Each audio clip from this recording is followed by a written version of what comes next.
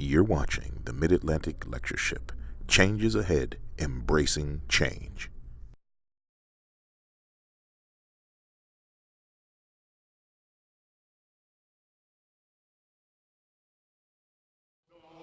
I said he's a shelter in the time of the storm. I said he's my shelter in the time of the storm. Yes, Amen. I was just sitting there. That's all right, sir. And sometimes it's good to be last. If I stay in front of this pulpit, I'll never see the time. I can just go on. Every time you go back behind the pulpit, there's a time limit. So I'm going to give you the text, and I'm not ever coming back behind the pulpit. I'm not going to be Paul. I won't be here till midnight, but I just want you to know, brothers, if you last, just don't come back behind the pulpit. God is good. Not some of the time. God is good all the time. All the time, God is good. I'm just grateful humble for the opportunity. I was going to pass a note to Brother Gilbert and told him just take 10 more minutes, sell the book, and we'll be done.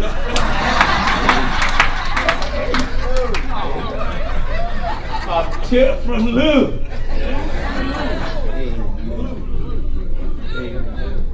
A clue from Lou. Hebrews chapter 6. Hebrews chapter 6. The Bible says, verse 17,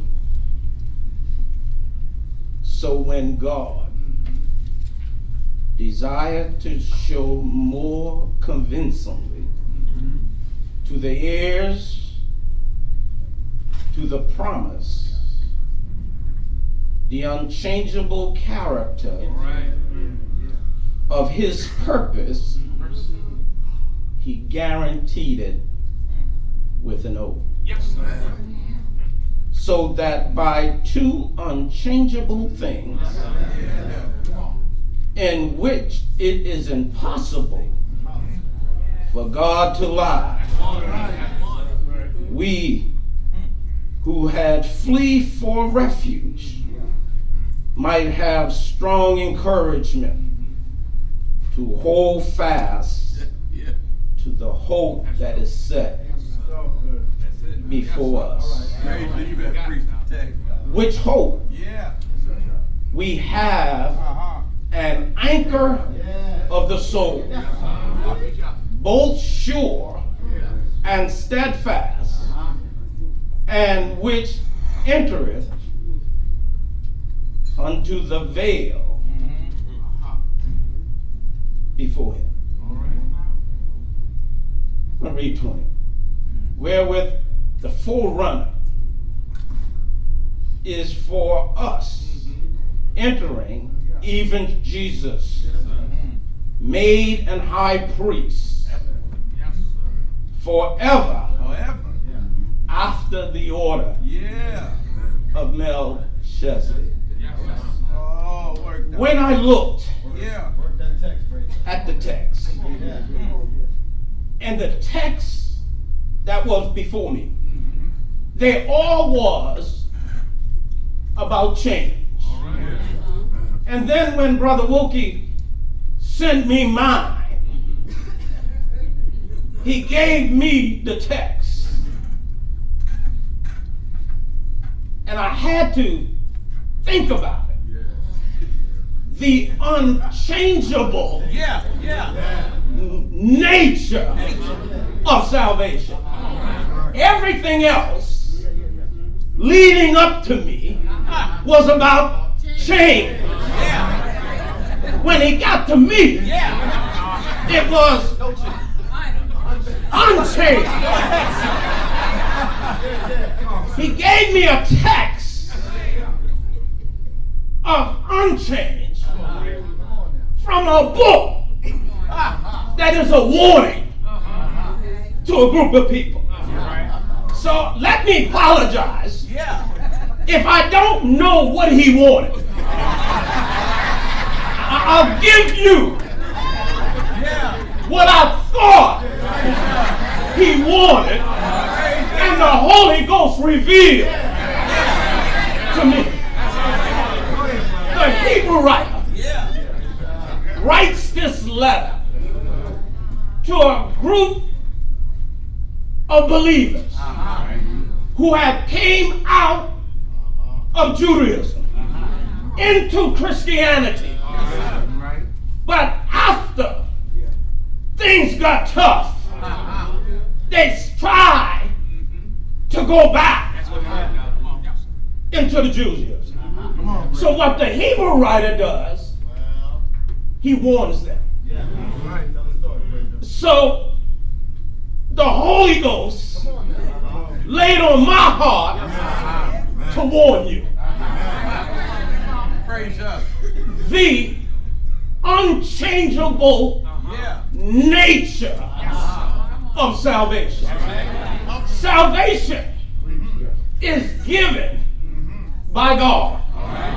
And salvation is only through God. So what I'm going to do, I'm going to start right where the Hebrew writer started. In Hebrews chapter 1 and verse 1. See, most of the time when you preach in the lectureship, you get subject that and text that is so close to one another that you don't want to step on anybody else. But I got the whole book of Hebrews to tell you something about the unchangeable nature of salvation. So what the Hebrew writer does in Hebrews chapter 1 and verse 1, here's how he starts. He says, God. Now that's enough. You don't have to worry about anything else. He didn't say man. He says God. God who at sundry times and divers manners spake in time past unto the fathers by the prophet.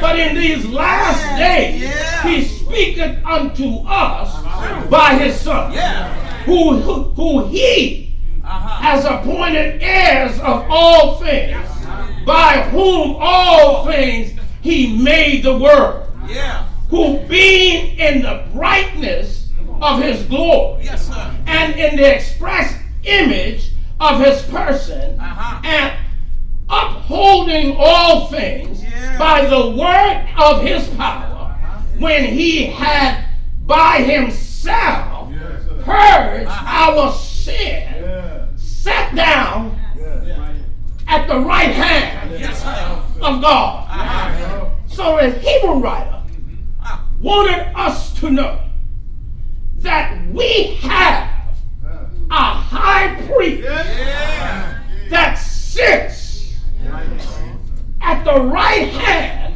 of God in heaven.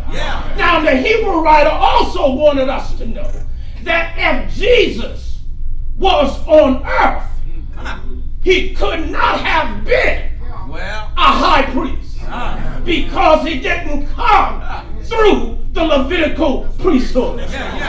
So now that we have this high priest, the Bible says that he was sitting down. Now that's a strange place for a priest to be sitting down.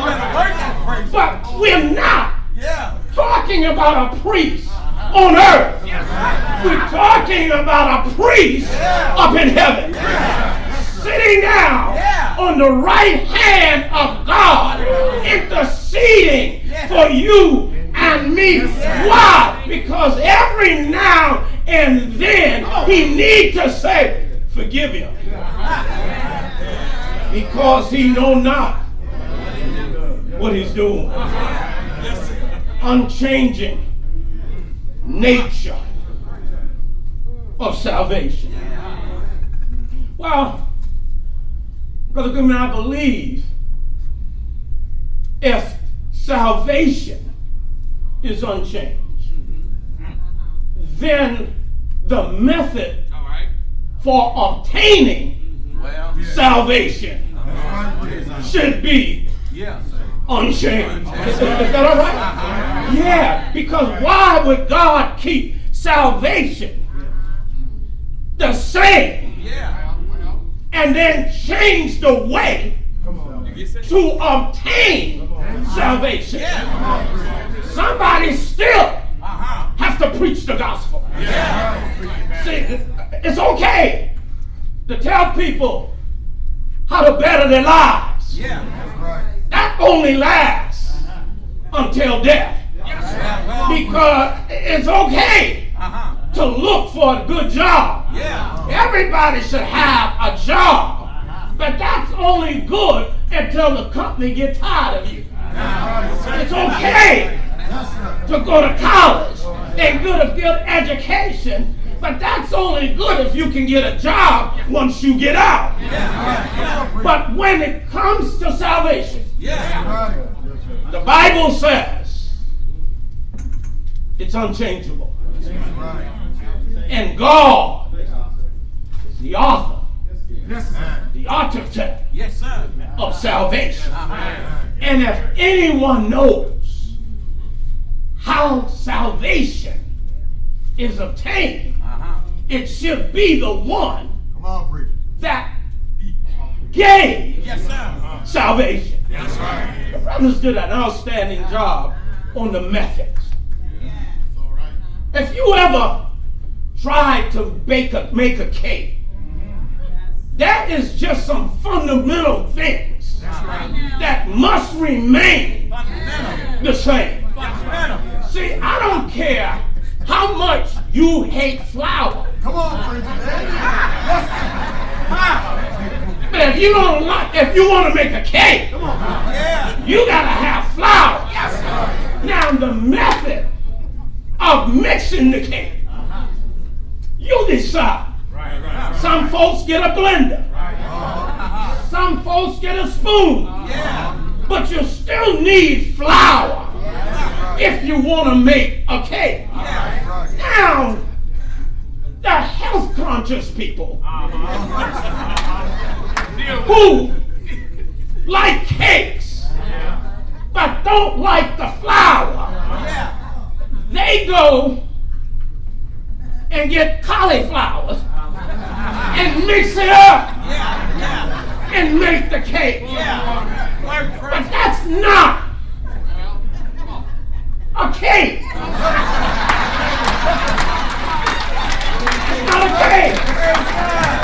That's something that somebody is trying to substitute for the cake. Now you understand that about the cake. So that's the same concept when it comes to obtaining salvation. See, it's all right to have methods. Nothing wrong with method.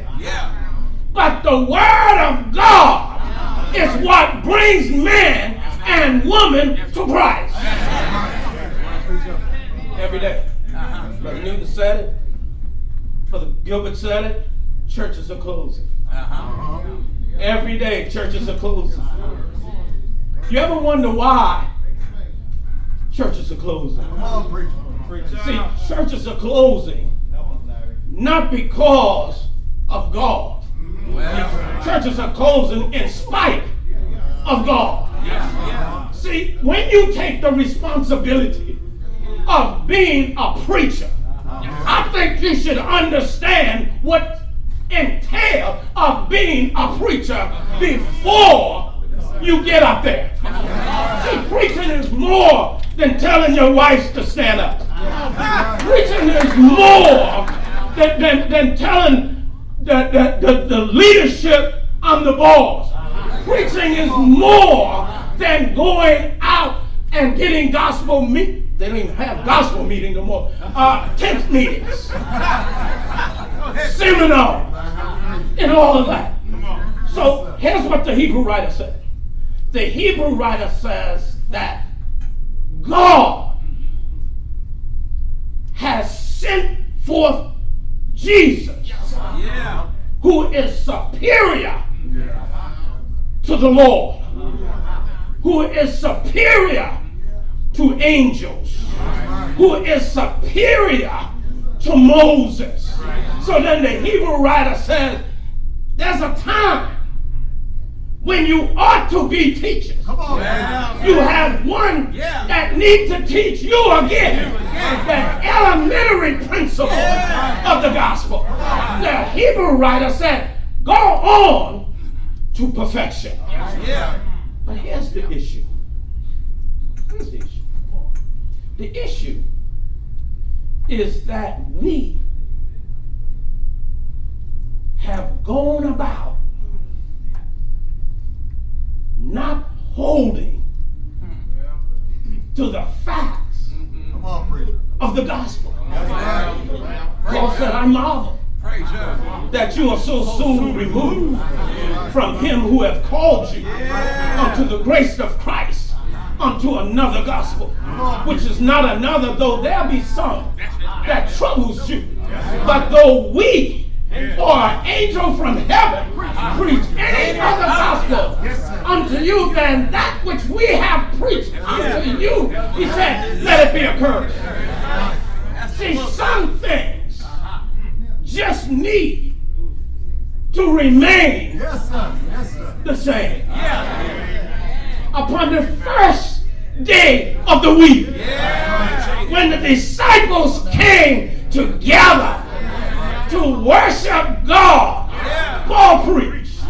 But we have gotten and found an issue with the first day of the week. Sometimes you miss your blessing because the blessing doesn't come in the morning. It comes in the evening.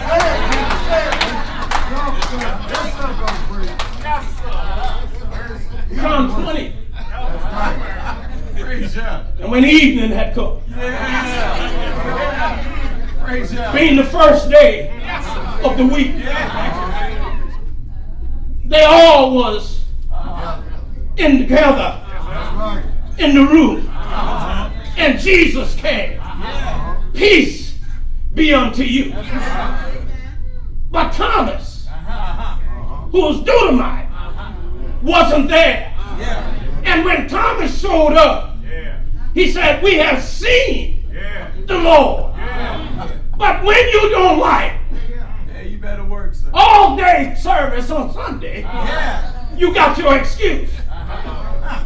Except I can take my finger, put it in the print of the nail, take my hands, thrust them into his side. I won't believe. See, you got mad because you missed Sunday evening service and a blessing showed up. After 8 days, Jesus came back. Peace be unto you. Walked down the line, looked at his boys and said, Thomas, reach hither thy finger. Put it in the print of the nail. Take thy hand. Thrust it into my side. When Thomas did that, he said, my Lord and my God. Jesus said, Thomas, because you have seen, you believe. Blessed are they in Baltimore in 2019 who have not seen but yet believe. So the issue, you ain't with the change. You need to stick to the unchangeable. So you think these guys were telling you, talking to you about changing the gospel.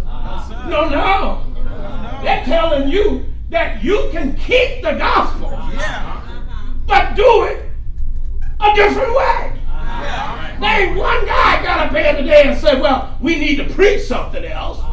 They said what we need to preach, use the methods that's available to us today. Now, I can't leave that. I'm on my way.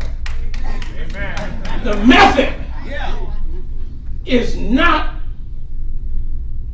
to Skype so you can stay home.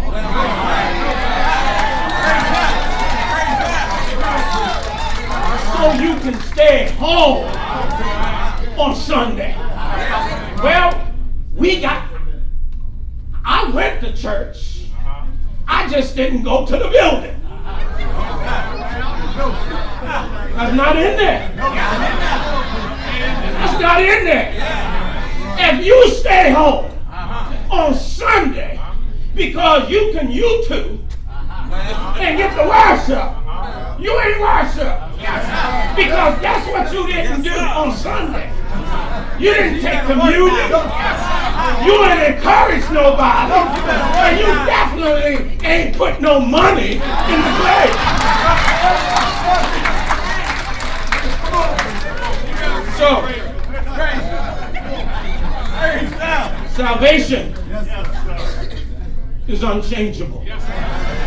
The Bible says it is impossible for God to lie. So here's what God says. If you deny me, I will deny you. It's impossible for God to lie. So many of us, Brother Cook, we once were 1,500 meters runner. Now we're training for a sprint and wondering why after 110 meters we stop. The Bible says, he that endures until the end shall see God. God has not changed salvation. Neither have God changed the way to get salvation. Maybe you're here. I'm not a member of the Lord's church. The Bible says, so then faith comes by hearing. Hearing by the word of God. Believe with all your heart Christ died for you, that he's buried and that he rose again the third day according to the scriptures. Repent of your sins, confess your faith in Christ, and we'll baptize you in water today for the remission of your sin. And you can say, well, I don't live in this city. Well, neither did the eunuch. All you need is a preacher, some water, and a willing heart. And once you get baptized, you'll find a church that every preacher in here would have you in this church. Come as we together stand and sing a song.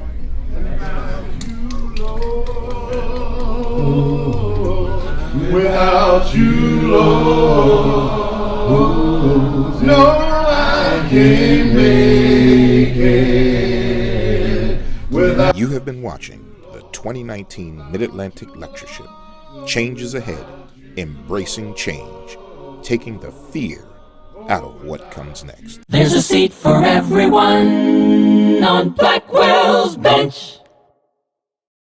I'd like you to subscribe to some of my favorite YouTube channels. PKT Max, Humble is the Way, Minute Parables, and also the Church TV Network. All right, guys, talk to you. These are some other sister stations. Make sure you like, share, subscribe, and comment on their videos.